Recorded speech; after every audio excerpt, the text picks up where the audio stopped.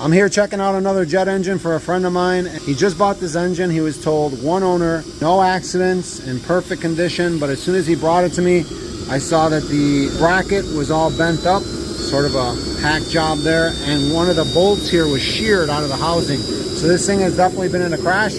But we're going to start it up and see if it runs okay.